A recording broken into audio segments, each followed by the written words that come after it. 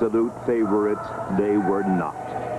In fact, most of America's baseball writers picked the team to finish fourth, behind Pittsburgh, Montreal, and St. Louis. The consensus was Dallas Green's aging musicians could no longer hit the high notes.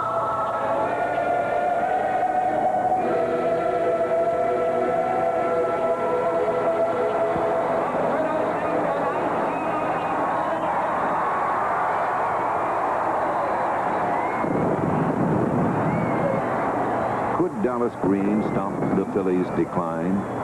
Or would the preseason death notices hold true? As soon as the first ball was delivered, Philly fans would have their answer.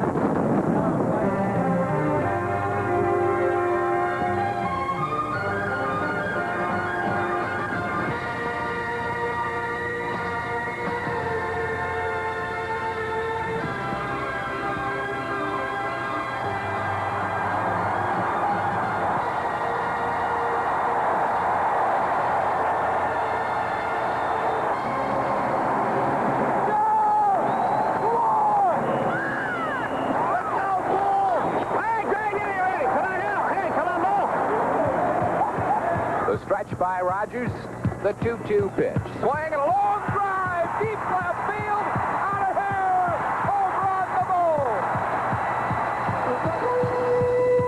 ball. On opening night, the Phillies were a picture of good health. There was new spirit in the ranks, and Larry Bowa's ever-present determination was evidence of one very important thing. This was not a dying.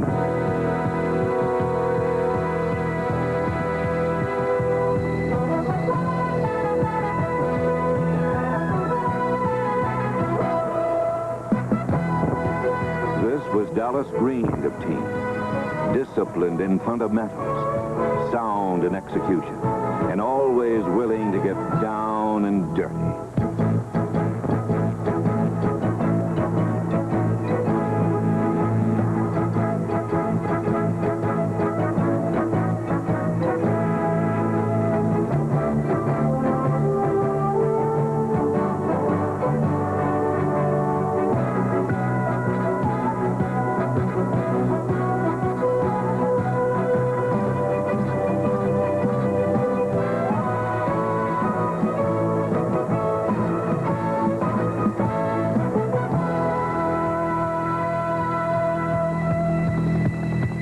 Like all Philly teams of recent years, the 1980 club was outstanding in the field. Mike Schmidt and Gary Maddox won Gold Gloves, while everybody made the plays.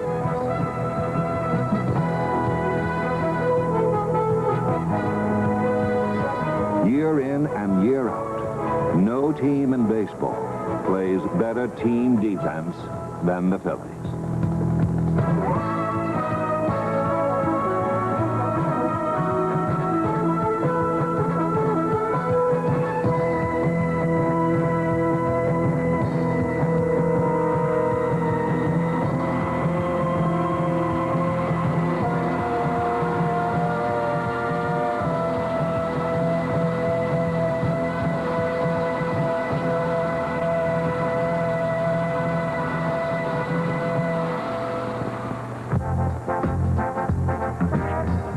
Among the surprises of 1980, none was more pleasant than the blossoming of catcher Keith Moreland. Moreland was a 26-year-old rookie who pummeled National League pitching like a seasoned pro.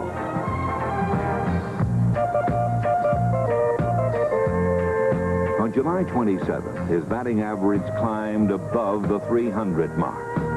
It stayed there the rest of the season. And when the final stats were in, only one player on the club hit for a higher average.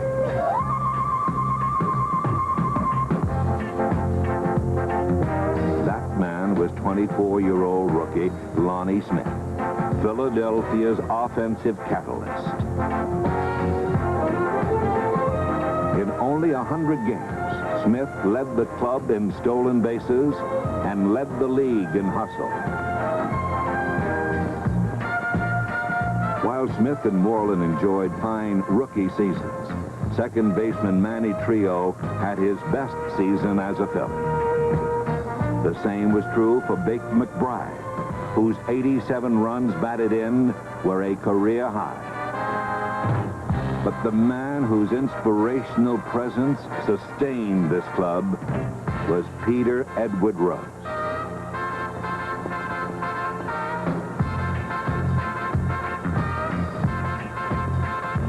At 39 years of age, Rose was the only Philly to play every day, and the years have diminished neither his zest for the game nor his appeal to his admirers.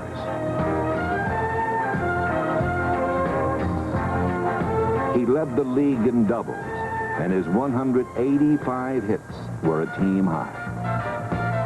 But much deeper than statistics is this one simple observation. In the whole history of Major League Baseball, only a handful of men have played the game with the passion of Pete Rose.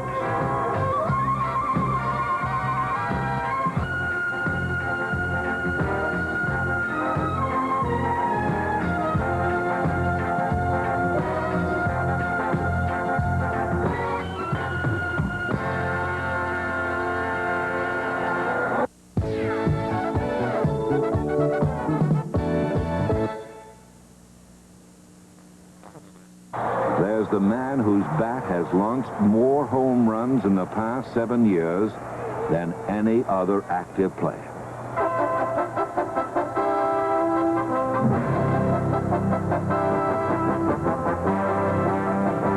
He is today the premier power hitter in Major League Baseball, 1980's most valuable player. His 48 home runs established a new Major League single-season record for third baseman and earned him his 4th home run title in 7 years. Michael Jack Schmidt, Philadelphia's Sultan of Swat. Come on, lefty, strike him out! Pitcher Steve Carlton, Philadelphia's King of the Hill.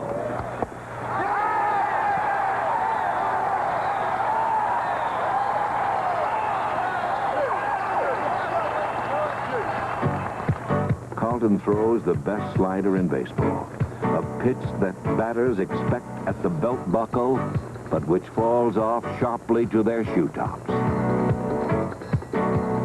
It's a pitch that's made many a major leaguer look rather foolish.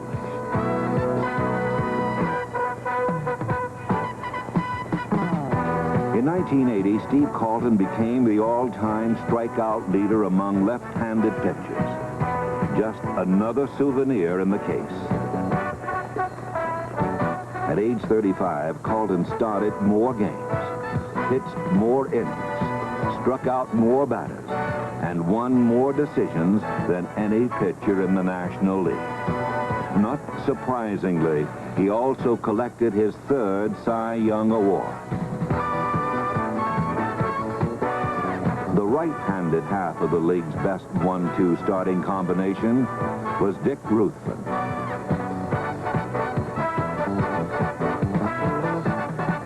When sore arms and injuries depleted the starting rotation, the Phillies reached into their farm system and pulled out a plum in 11-game winner Bob Walk. Later in the year, 6'5" Marty Bystrom arrived from Oklahoma City, eager to contribute. And contribute he did, starting 5 games, winning all 5, and earning acclaim as the National League Pitcher of the Month in September.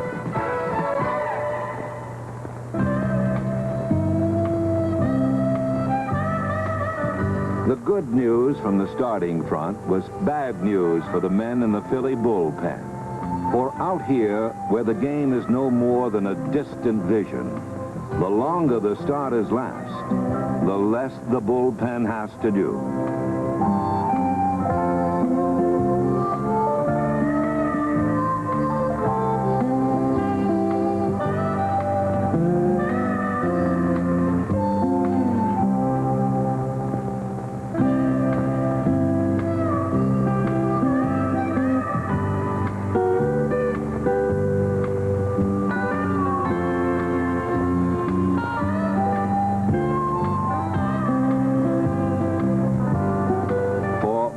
and boredom, there's only one known cure.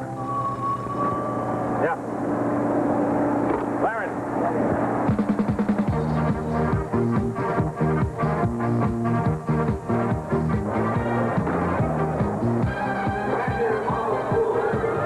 When duty calls, relief pitchers become baseball's lone rangers, coming to the rescue of thousands with a trick pitch and a hearty hi-yo silver.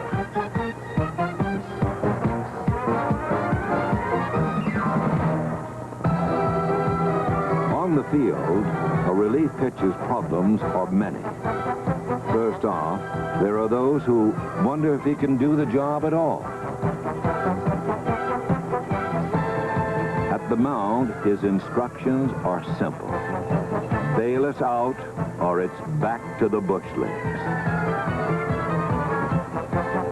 Throughout the 1980 season, the men with the gunfighter eyes did the job, arriving in the heat of battle and dousing the fire. And by mid-season, real help was on the way. On July 17th, after a 3-week bout with tendinitis, Tug McGraw returned to the Phillies. He allowed just 3 earned runs the rest of the season, due mostly to his famous screwball, a wrong-way curve that murders right-handed batters.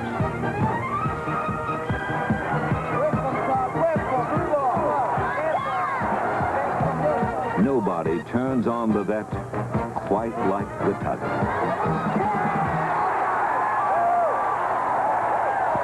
Of course, every night at Veterans Stadium is an enlightening experience. Oh, pal! Yo! Get that whistle out of here, would you, man?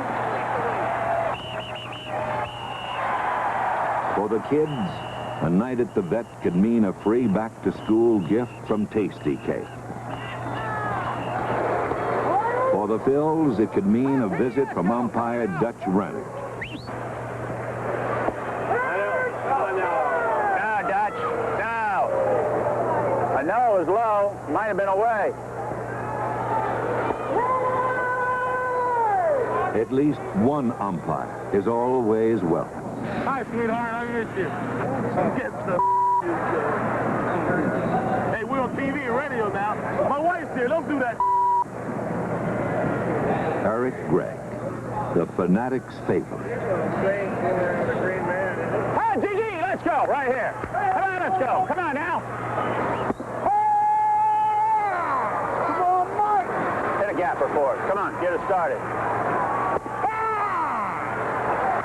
Hey, Banks. Hey, let's go. Come on, base hitting.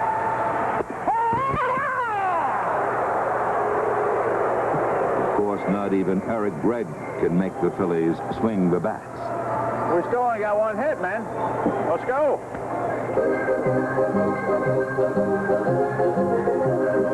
So when things are a little slow, that's when Paul Richardson takes over at the stadium keyboard. Nobody in town knows more about the psyche of Philadelphia baseball fans.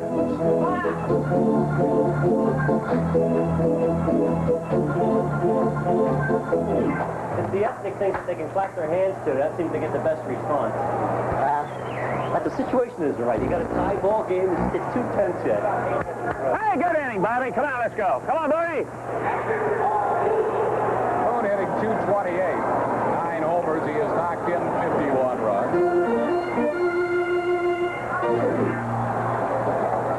Nothing. They're not where they at. Boone, despite a batting average some 60 points lower than last year, will probably get more RBIs this year. Line drive left field. Lacy dropped it. Lacy lost it to right. Maddox scores. Boone to second base. And it's a 2-2 ball game. On this particular night in September, Bobby Wine gave the sign, and Philly fundamentals buried the Bucks. Pitch on the way to Booney. He drops the bunt. It's fielded by the pitcher. Throw to the plate. Throw is wild. Phillies win the game.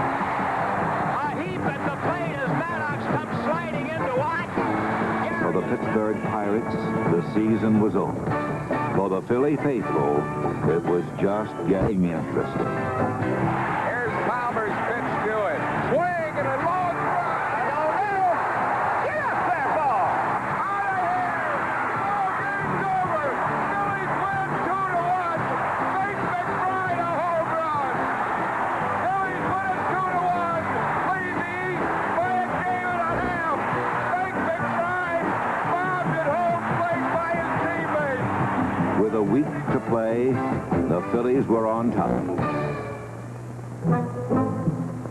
But by Sunday evening, the Philadelphia Playoff Express had been derailed, and the 1980 Phillies were being haunted by ghosts of September's past.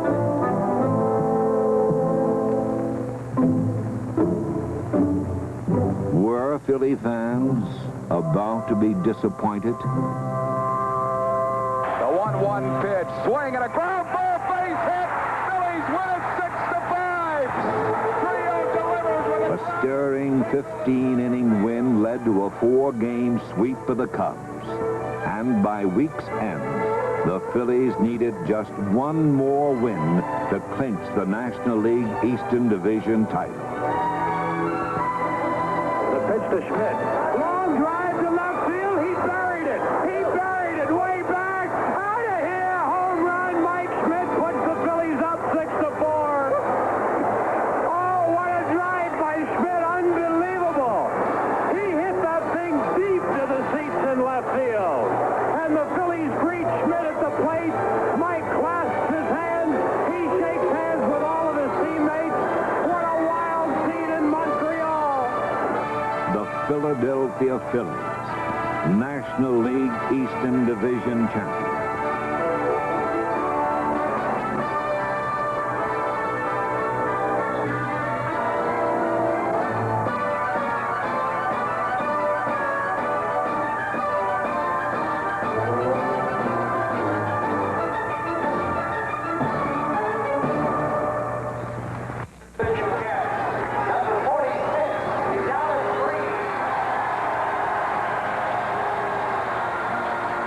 Game 1 of the League Championship Series was like opening night revisited, right down to the particulars.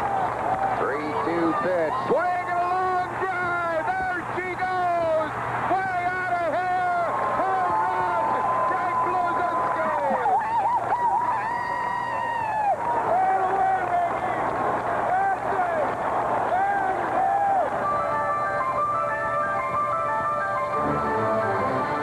Philadelphia's one-game lead was quickly erased.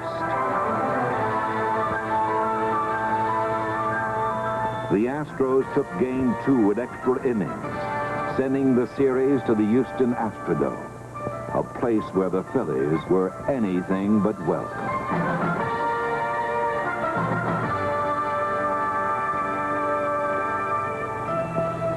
Ahead lay 3 of the most action-packed days in League Championship history.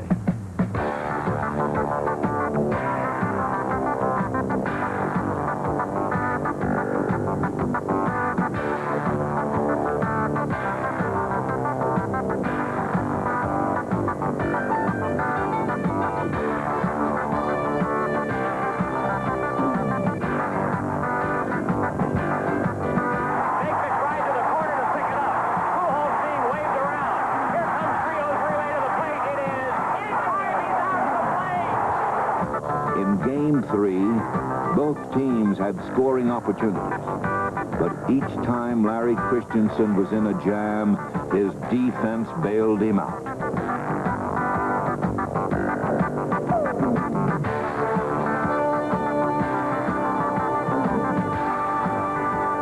The scoreless tie took its toll as Houston lost Cesar Cedeno. But in the 10th inning, Philadelphia lost the game.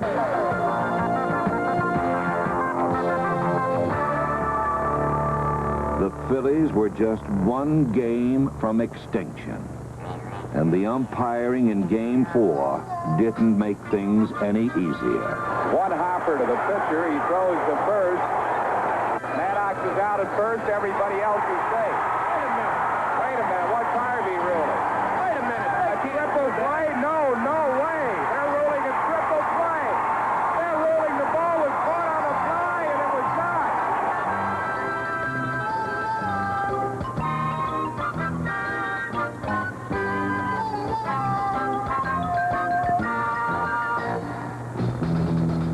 For the third straight day, the game reached extra innings. Then in the 10th, the bull bounced one off the wall, and Pete Rose headed for a game-winning rendezvous with Astro catcher Bruce Bochy.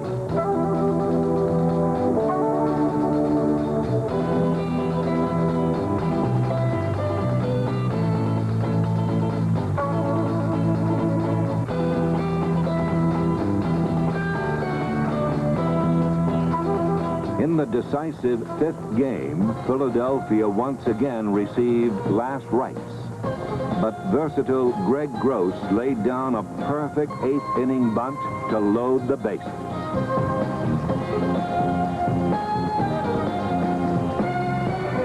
Time now for the series MVP to nail down the award. Line drive left field, base hit. Here comes Avalos to score. That ball's in the corner. Here comes Unser for the plate. He's going to score. He goes into third. Manny Trios to third with a 2-run triple. Phillies lead the game 7-5. When Houston had the audacity to tie the score, Gary Maddox's big clutch hit nailed down the win.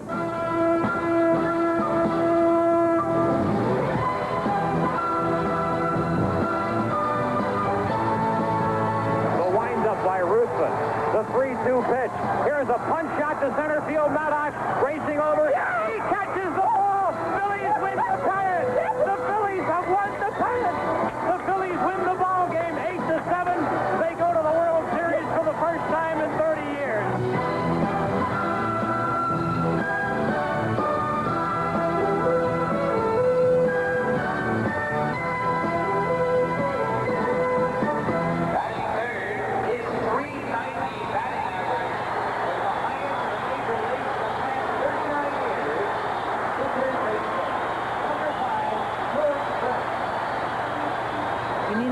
Adversity to bring out the character in all these teams. You look at all the World Series winners. The Oakland A's had a lot of scuffling, but they won it. The Yankees, a lot of scuffling, but they won it. Kansas City likes each other too much. They're going to lose. Trailing 4-0 in the third, a rejuvenated Bob Boone drove in the first of 5 Philly runs, turning the base paths into a pinstripe carousel.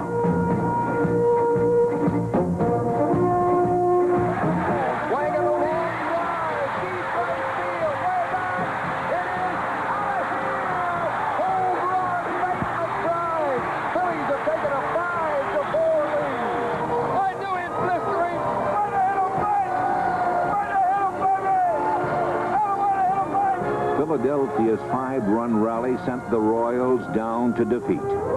And in Game 2, a 4-run 8th inning gave the Phillies yet another come-from-behind win.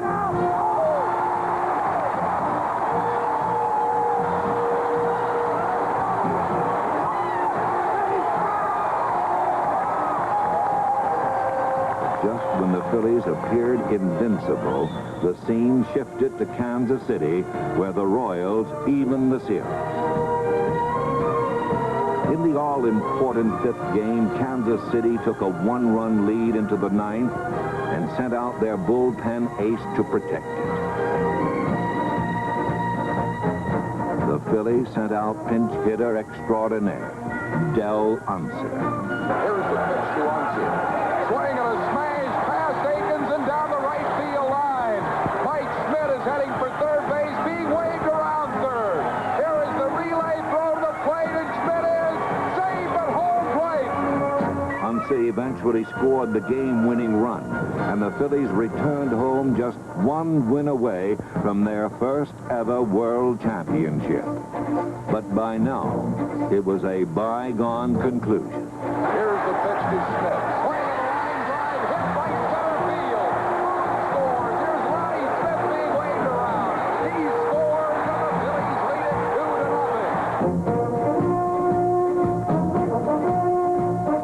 Swing and a high pop foul near the Phillies dugout. Boone drops the ball. Rose grabs it. Holding one will play. And there's 2 outs here tonight. After 97 years of waiting, Philly fans were one pitch away from celebrating a world title.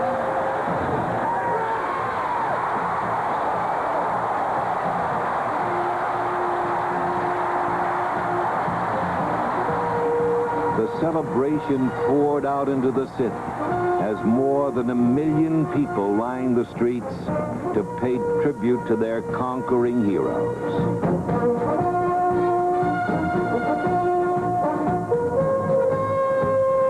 Finally, before a packed house in JFK Stadium, Mike Schmidt gave the final blessing.